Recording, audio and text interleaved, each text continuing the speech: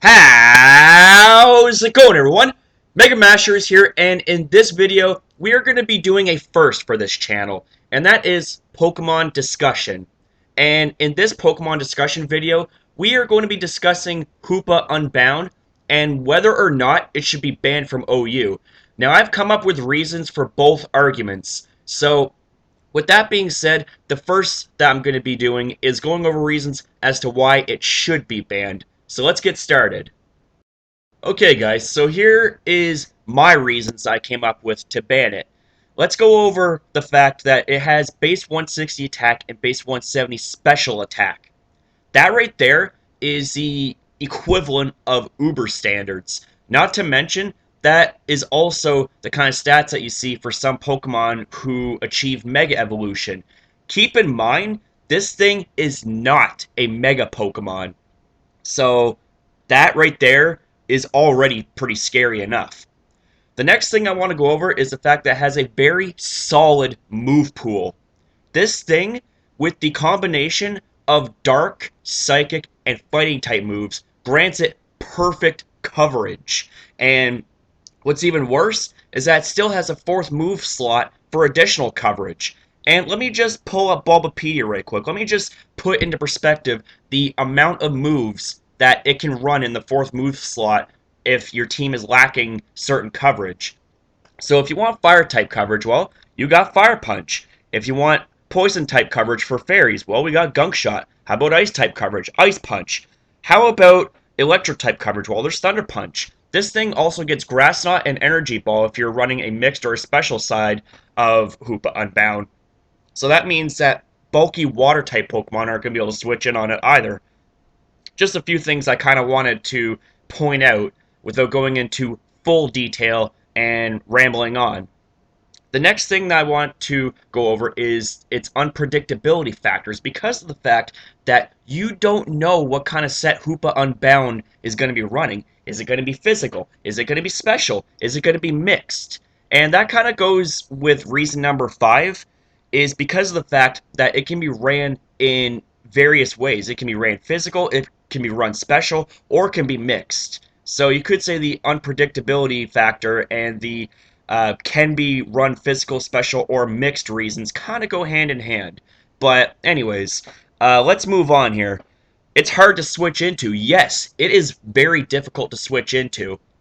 If you switch in a Pokemon and it somehow predicts the switch, it's going to severely harm or even take out that Pokemon, which is not good. That's very, very not good. And the last thing I want to go over is the fact that because of the fact that it's not a Mega Pokemon, its item slot is freed up for items.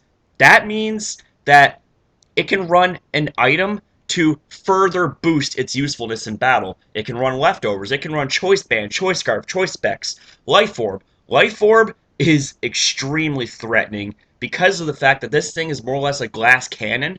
Life Orb is perfect for this thing because it's just going to get power boosts anyways, and it's just going to fire off powerful attacks. So that's my reasons to ban. Now, I want to say, I should have actually made this disclaimer earlier in this video. I want to say that this video is strictly, okay, strictly 100% opinion based. If you guys have a difference of opinions, I fully respect and understand 100%. And I want to hear out your opinions. I want you guys to be heard in this video. I want you guys to tell me if there was something I missed or if there's something that you agree or disagree with. This is a discussion video. This is meant to open up discussion for everybody who watches this video to give their input. I want to hear from you guys. So, with that disclaimer out of the way, and with the reasons to ban out of the way, allow me to introduce you to the reasons to not ban it. So let's get started on that. Alright guys, so here's my reasons not to ban. First off, 4 move slot syndrome. Now I will say that this is a very shaky and weak argument of a reason not to ban it.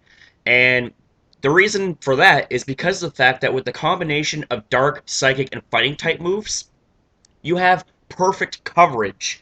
And the fourth move slot can be ran either way. Do you need grass type coverage? Do you need fire type coverage? Ice type coverage? Electric coverage? Poison coverage? This thing has it all pretty much. And this thing could easily fill in extra coverage that your team may not have. But even still, this thing cannot take on every single threat in the OU metagame. So there's my reason for putting down 4 move slot syndrome. The next reason not to ban it, U-turn bait. This thing with a 4 times weakness to bug type moves is a solid reason not to ban it because U-turn spam is very common in the OU metagame. And an unstab U-turn from any Pokemon that commonly uses U-turn, this thing goes down. This thing is done. And that's not good, especially for a Pokemon that is supposedly ban worthy in OU.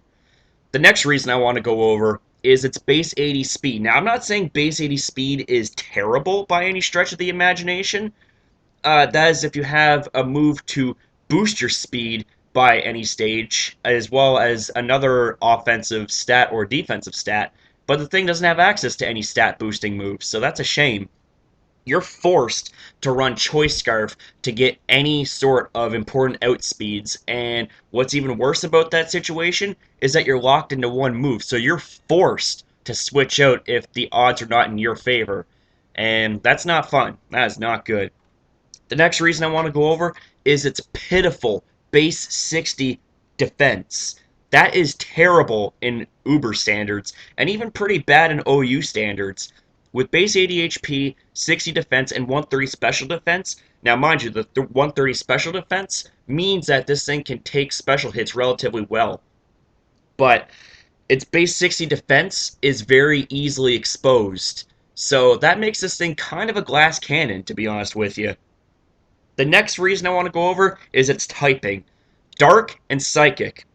Your only means of resistance is an immunity to Psychic.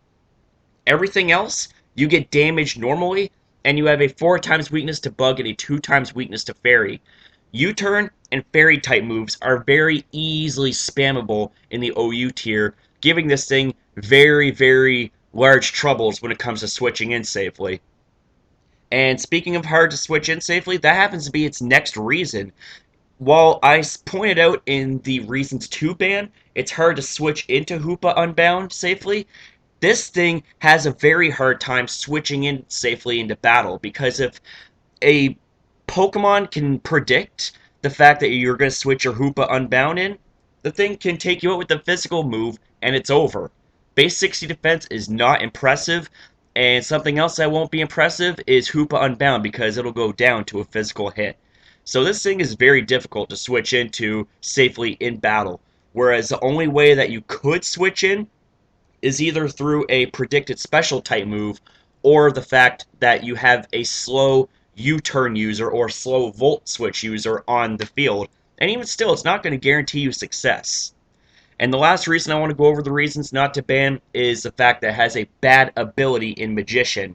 Magician is only useful if this Pokemon has no item to use. But the fact that this thing is heavily dependent on item use kind of renders this ability useless. Its ability is Magician, and what Magician does is if you're without a held item and you happen to attack a Pokemon, you end up stealing their held items. So it can be good in some sense, but in common sense, not good because of the fact that this Pokemon, as I said, is heavily dependent on the use of held items to really make an impact in the OU metagame. So those are my reasons not to ban. Again, this is strictly 100% opinion based. Feel free to disagree. This is Pokemon discussion. I want to hear from you guys. I want to hear your sides of the arguments. I want to know where you guys stand in all this. So with all that being said, it's now time to reach a verdict. So with both sides being said, reasons to ban and reasons not to ban, here's my verdict on this whole thing. I really am on the fence with this one, to be honest with you. Both sides of the arguments, they appear legitimate, and this thing hits like a truck in the OU tier when it gets an opportunity to. However, at the same time, this thing is frail, which means that it's very difficult to switch into safely. You're going to either have to switch into it safely by getting off a slow volt switch or slow U-turn. But even still, that may not be enough for Hoopa-Unbound to justify it being going to Ubers. Uh, but you know what?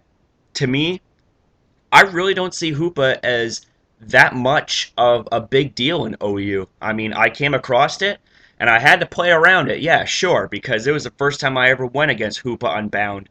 But when I got the hang of it, it's like okay, I think Hoopa-Unbound can be manageable in OU. Uh, as I said previously, there are people that may disagree with me, and you're free 150% to disagree with me. Just be respectful about it. Hence why that this is a Pokemon discussion video, because it opens up discussion from both sides, from everybody. I want to hear from you guys. I want to know your guys' opinions. I am eager to hear your guys' opinions. Uh, so yeah, that is basically my verdict for the Hoopa-Unbound Pokemon. I really don't care if it stays in OU, and I really don't care if it gets banned to Ubers. Personally, it's not going to affect me, and competitively, it's not going to affect me. This Pokemon is very manageable to me in OU, but at the same time, I can see why it could be banned or even suspect tested to Ubers. So, leave your thoughts in the comment section down below about this video, and hope you guys have a good one. I shall see you guys next upload.